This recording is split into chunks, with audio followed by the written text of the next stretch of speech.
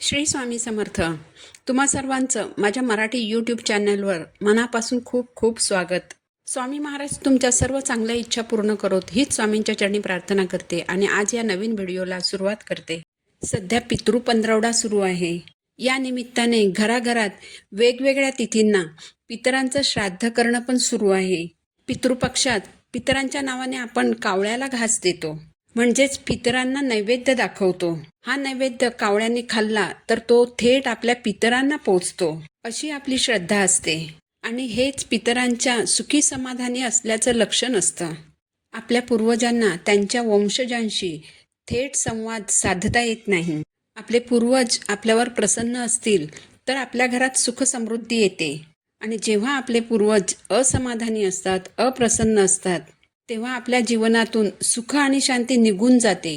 अनेक प्रकारच्या संकटांना, समस्यांना आपल्याला तोंड द्यावं लागतं. पितृपक्षात घरातील सदस्यांनी केलेल्या श्राद्धांच्या विधीने आपले पितर प्रसन्न होत असतील तर आपल्याला काही संकेत मिळतात. या कालावधीत आपल्याला असे काही संकेत मिळतात ज्यावरून आपल्याला कळतं की आपले पितर आपल्यावर प्रसन्न आहेत का. आपले पूर्वज हे आपल्याशी थेट संवाद साधू शकत नाहीत, म्हणून कधीकधी ते स्वप्नात येऊन देखील आपल्याला काही संकेत देत असतात. तर हे संकेत कोणते असतात हे आता आपण जाणून घेऊया. यासाठी व्हिडिओ शेवटपर्यंत पहा. चॅनलवर नवीन असाल तर चॅनलला सबस्क्राईब करा. चला तर मग व्हिडिओला सुरुवात करूया. तर पितृपक्षात आपल्याला असे कोणते संकेत मिळतात की जे शुभ मानले जातात. जेव्हा इतर दिवशी एखाद्या घराच्या छतावर कावळा बसतो तेव्हा त्याचा अर्थ असा होतो की त्याच्या घरी पाहुणे येणार आहेत. पण पितृपक्षांच्या दिवसात गच्चीवर किंवा अंगणात कावळा बसलेला दिसला तर ते घरात पितर येण्याचे लक्षण मानलं जातं. पितृपक्षाच्या दिवसात घराबाहेर ठेवलेला घास अचानक कोणताही प्राणी जसे की कुत्रा, गाय, बकरी, मांजर इत्यादी येऊन खाऊन जात असेल तर ते पितरांच्या आगमनाचे लक्षण आहे. म्हणजे पितरांच्या आशीर्वादाचा वर्षाव तुमच्यावर होत आहे आणि तुमची प्रगती होणार आहे. पितृपक्षात सगळीकडे श्राद्ध करणं सुरू असतं. घराघरात कावळ्यांसाठी घास ठेवला जातो आणि अशा वेळेस नेमके सर्व कावळे गायब होतात. त्यामुळे पितृपक्षात जर तुमच्या घराच्या छतावर कावळा बसलेला दिसला किंवा तुमच्या बाल्कनीत जर कावळा येऊन बसला तर याचा अर्थ असा होतो की तुमच्यावर तुमचे पितर प्रसन्न आहेत. त्यांचा तुमच्या घरावर कृपाशीर्वाद आहे आणि तुमच्या घरात सुख समृद्धी कायम राहणार आहे. जर तुमच्या घराच्या आजूबाजूच्या झाडांवर जर कावळा दिसला तर तुमच्या घरामध्ये पितृदोष नाही, तुमचे पितर आनंदी असून तुमच्या घरामध्ये कायम सुख समृद्धी नांदेल. जर तुमच्या घराच्या छतावर किंवा आजूबाजूच्या हिरव्यागार झाडांवर एखादा कावळा चोचीत गवताची काडी किंवा गवताचा पेंडा घेऊन असल्याचे दिसला तर हे आपल्या पितरांच्या आनंदाचे लक्षण मानलं जातं. या चिन्हाचा अर्थ असा असतो की लवकरच तुम्हाला पैसा मिळणार आहे, तुमच्या पैशांच्या अडचणी संपणार आहेत, तुमच्या घरात लक्ष्मीचे आगमन होणार आहे. जर गाय आणि कावळा एकत्र दिसला किंवा कावळा गायीच्या पाठीवर उभा असलेला दिसला तर हे आपले पूर्वज आपल्यावर संतुष्ट असल्याचे संकेत मानले जाते. घरात सुख, समृद्धी आणि धनधान्याची भरभराट होणार असल्याचे हे संकेत आहेत. जर तुम्हाला पाणवठ्याच्या ठिकाणी कावळा दिसला किंवा नदीच्या किंवा विहिरीच्या काठावर तुम्हाला कावळा दिसला किंवा तुमच्या घराच्या बाहेर पाणी असेल त्या ठिकाणी कावळा दिसला तर तुमच्या संपत्तीमध्ये वाढ होण्याचे हे संकेत आहेत.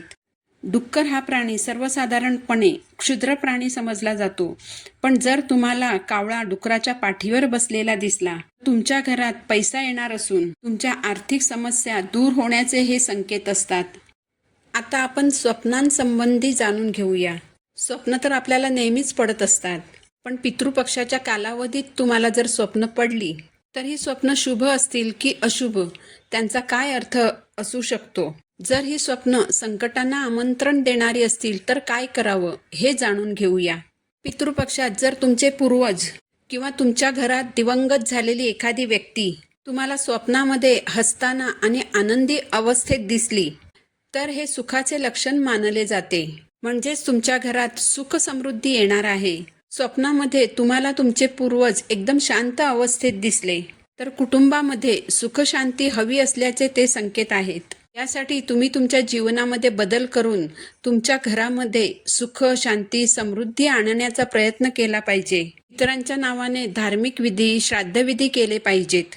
काही वेळेस मृत व्यक्ती तुमच्या स्वप्नामध्ये येते, पण काहीच बोलत नाही, फक्त तुमच्याकडे बघत राहत असतील, तर याचा अर्थ असा की त्या व्यक्तीच्या काही अपुऱ्या इच्छा असतील, त्यांच्या काही इच्छा ते जाण्यापूर्वी पूर्ण झाल्या नसतील, तर त्या इच्छा तुम्ही पूर्ण कराव्या या अपेक्षेने ते तुमच्याकडे बघत असतात.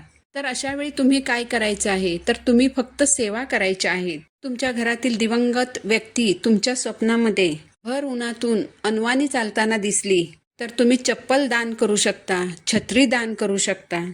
जेव्हा तुम्हाला अशी स्वप्न पडतात तेव्हा घाबरून जायचं नाही, तर तुम्ही सेवा करायच्या आहेत. आपण रोज जशी देवांची पूजा करतो तशी रोज पितरांसाठी सेवा करायची आहे. भगवान शिवशंकर हे पितरांचे देव आहेत. त्यासाठी तुम्ही रोज 12 ज्योतिर्लिंग स्तोत्र म्हणू शकता.